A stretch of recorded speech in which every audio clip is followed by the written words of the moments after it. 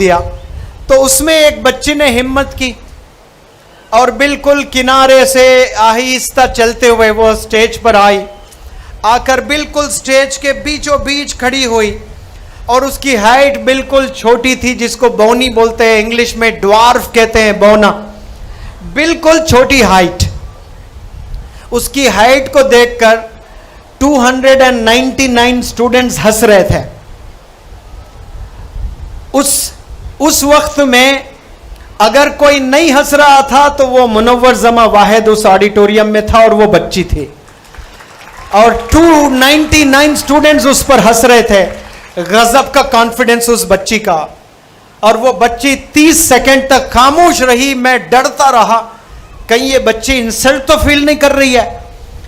30 second के बाद वो मुखातिब होकर 299 स्टूडेंट्स को ऑडिटोरियम में कह रही है, you all are my friends, you all are my classmates, you can laugh at me, laugh, come on, laugh as much as you can, जितना हंसना चाहते हो उतना हंसिए, because you are my friends, you have absolute right to laugh at me.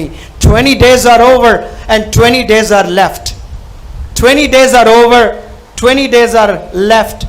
You can laugh at me for the next 20 days. I have no issue, laugh. But I do not want the rest of the world to laugh at me for the rest of my life. शायद आप लोग को English में ये समझ आया या नहीं आया, मैं फिर से रिपीट करता हूं। बचे 20 दिन आप जितना हंसना चाहे हंसे मुझ पर, but I do not want the rest of the world, दुनिया जो है ना वो मुझे दुनिया भर हंसते ना रहे मुझ पर। I do not want the rest of the world to laugh at me for the rest of my life. ये 20 दिन आप चाहे हंसना, जितना हंसना चाहे हंस लें। 20 दिन के बाद मैं नहीं चाहती कि दुनिया का कोई एक बंदा भी मुझ पर हंसे। क्या कॉन्फिडेंस बच्ची का। और पहली दफा वो हिंदी मीडियम की लड़की इंग्लिश में स्पीच दी है। उसके बाद 20 दिन भी वो स्पीचेस देती रही।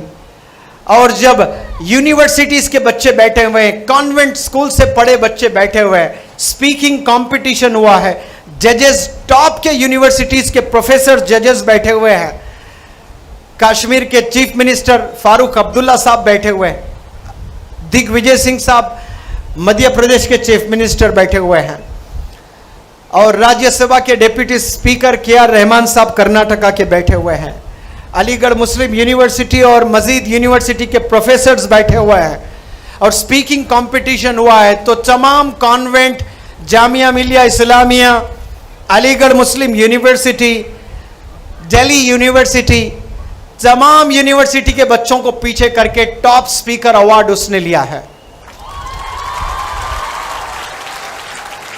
ये बहुत अदना सा उसके लाइफ का एक अकम्पलिशमेंट है। यहां कोई लड़का है या लड़की है जिसके 17 फ्रैक्चर्स हुए हैं? हाथ उठाकर बताएं। 17 टाइम्स फ्रैक्चर हुए हैं।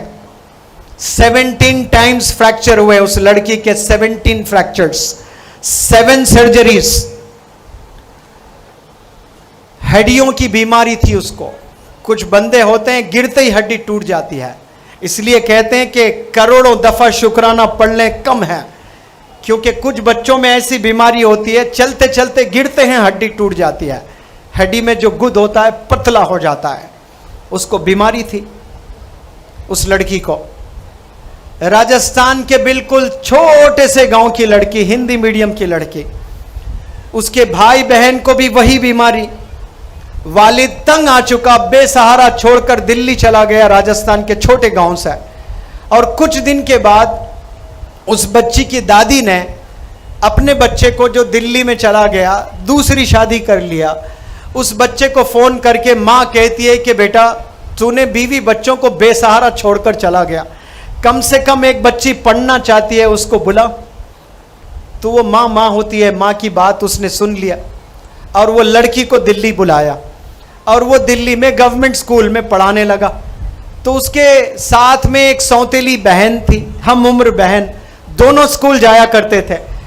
तो ये जो राजस्थान की बच्ची आती थी, रोज स्कूल जाती थी, गवर्नमेंट स्कूल, वो बहुत अच्छे मार्क्स से पास होती थे।